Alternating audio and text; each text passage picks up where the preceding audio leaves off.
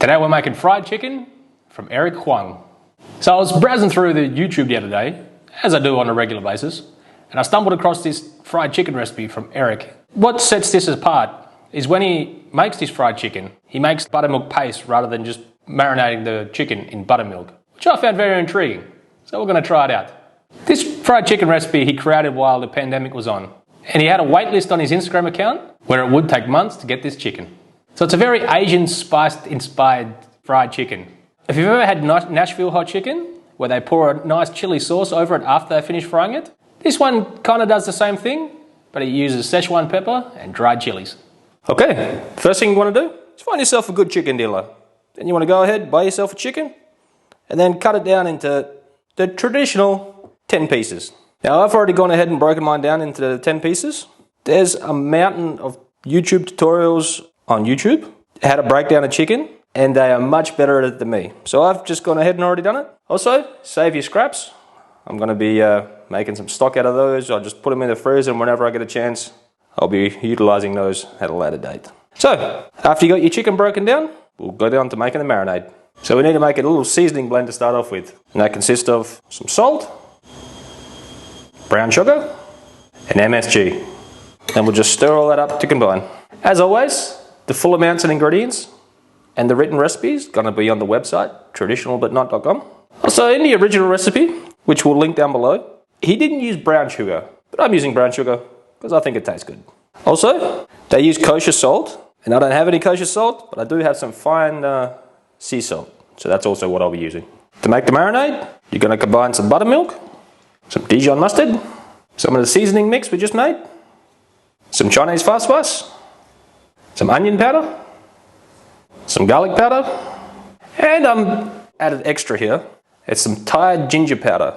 Now this is a little bit different to the normal ginger powder you get. It's got a more of a floral note, so I'm going to add a little bit of that as well. Okay, once you got all your spices in there, we're going to add some all-purpose flour. Now I'm not exactly sure how much we're going to need to add to this at this moment. So I'm going to start with about 3 tablespoons, then I'll give it a mix, and we're going to make a paste out of it. So we'll give it a mix, and then we'll see the consistency, and we'll just keep adding until we have the right consistency. Okay, I've got it all mixed up. The consistency you're looking for is like a very thick pancake batter. Looks about good. So we'll go to get the chicken marinated. I'm going to be using this container here to marinate my chicken in. So I've just gone ahead and already put some on the bottom, and now I'm just going to go ahead, dip each piece of chicken into the goop, get good coverage, and then place it in the container. Okay, once you got all your chicken in there, just get the rest of your marinade, pour it over the top. Alternatively, you could put this in a bag. Now the reason I coated each individual piece like that is just so we make sure that every piece of chicken has coverage of the marinade on it. Now we're just going to cover this up, stick it in the fridge to marinate. Now you should marinate this overnight, but I want fried chicken today.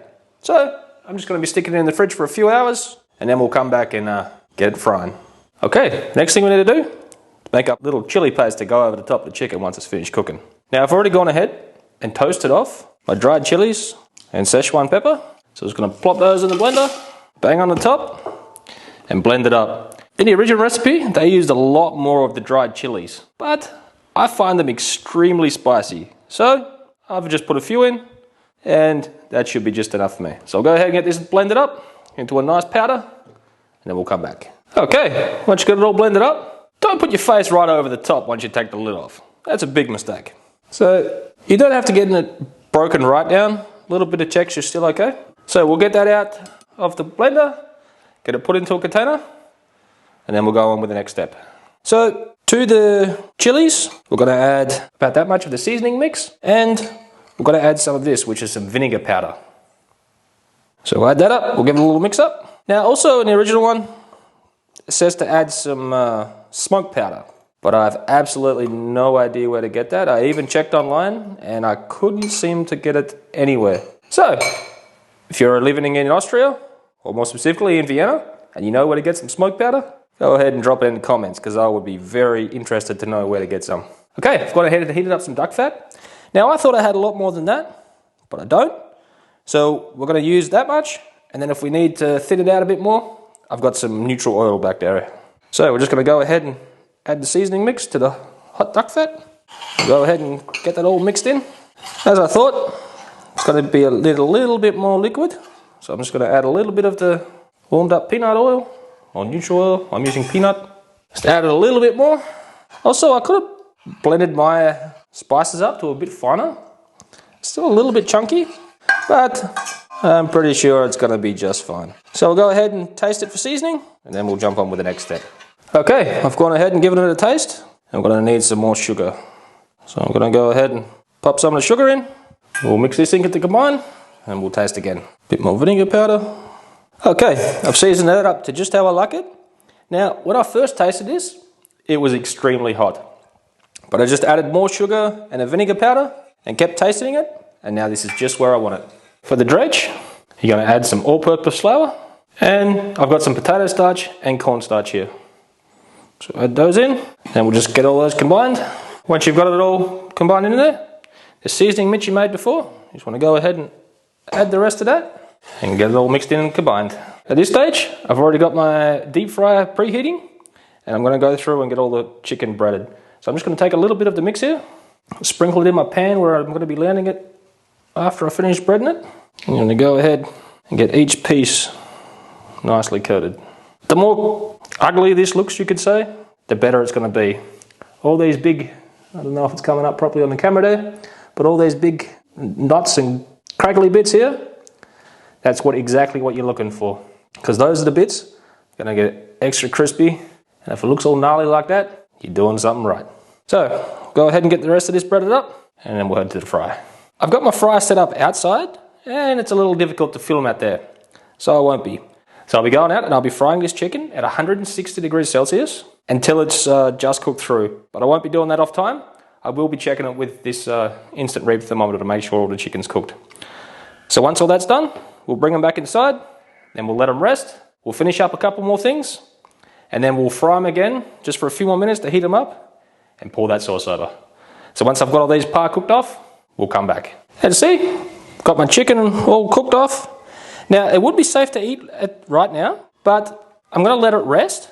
Now, this would be a perfect dish to cook if there was a lot of people coming over, because you could get it to this stage, then you can let it rest for a few hours even, and then we're going to blanch it off just for a few minutes before we serve it up and tip that nice sauce we made up over it. So we'll set this aside, and then we'll come back with the next step. To go along with this fried chicken with the hot sauce, I'm going to make a ranch-style dipping sauce to go along with it. After I picked all the leaves off the stem, I realised that I actually didn't have to do that. I don't know why I did. But anyway, I've got some mint, I've got some coriander, I've got some parsley, and I got some dill. You're going to blanch these off in some boiling water for like 15-20 seconds, and then put them out and put them straight in the ice bath to stop the cooking process, and that'll help it keep this vibrant green colour that I'm after. We'll get these in some boiling water, and then we'll come back. All my herbs have been in this boiling water for about 15 seconds now. I'm just going to pull them out, straight into the water bath, let them cool down. All the herbs have cooled down. Obviously it doesn't take long. It is in ice water after all. So I'm just going to put it in between paper towel sheets and then get as much of the water out as we can. So I'm going to be making a mayo out of this oil. And I know from past experience, I'm going to need about this much oil to make the mayonnaise. So I've dried off all my herbs and I've just roughly chopped them, just to give my immersion blender a little helping hand here. We'll bang them all in, and then we'll get this all whizzed up. As you can see, I've got it blended up nice and smooth here. Now I'm just going to pour it into this other container through a little strainer so it catches all the pulp. This might take a little while, but you can just give it a little mix to force it through a little bit quicker if it's taken too long. It's just got a few more drops left, but there's your nice vibrant green oil. So don't throw this pulp out. We will be using that a little bit later on to add into the mayonnaise. I just find that when you do it this way, and you make the oil first, then you add this pulp and you add that back into the mayonnaise, you get a much smoother consistency than if you just add the herbs straight into when you make the mayonnaise. So that's why I do it like this. Alright, now we're going to make a mayonnaise, which I've already cracked one egg into the jar. I'm going to put in about a teaspoon of Dijon mustard. I'm also going to add some salt, a little bit of MSG. I'm going to put in some lemon juice, and I've never done this before, but we're going to put a couple of pinches of this vinegar powder in there, because why not? Okay, we're also going to add in a couple of big spoons of pulp and the oil. We're going to reserve a little bit of this oil for later on, so don't tip it all in. Now we're just gonna stick the immersion blender in and whiz it up. Alright, once you got it mixed up, you just wanna give it a little taste for seasoning. It's super herby. Alright, now I'm gonna make the ranch dressing, which consists of some buttermilk, some sour cream, maybe a little bit more, and some of our soupy, herby, delicious mayonnaise that we just made. So we'll give this a mix up and give it a taste.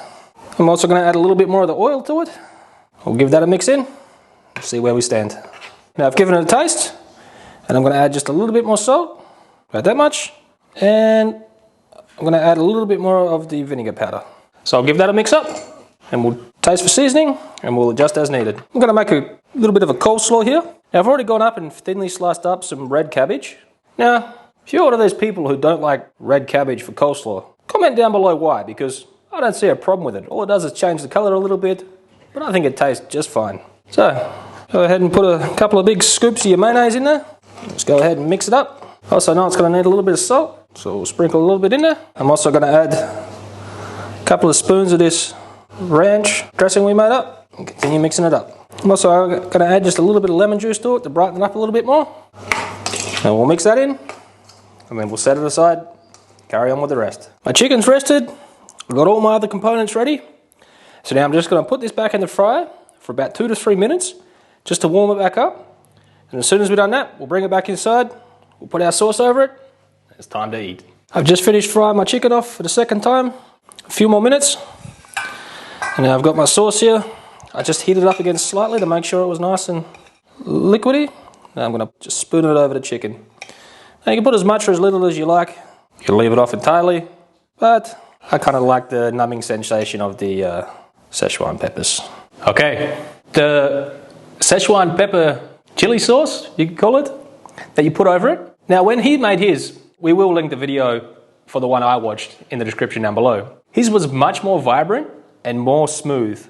Now, I'm pretty sure his blender was on steroids and mine's not. So it was a lot thicker, and he used a lot more dried chili, so it was a lot redder, which my spice tolerance isn't that great, but I love Szechuan pepper, so that's why mine was a lot browner.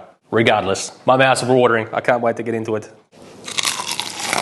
Even though I've had this, let this sit for a while, you know, pictures and the like, it's still super, super crunchy. It has got a bit of a kick from the Szechuan pepper, but that's why we made this little dipping sauce to go on the side. This is a really, really good fried chicken recipe. The little paste that he makes to marinate the chicken, if I did it overnight, I think it'd be even better. I'm definitely going to be making this again.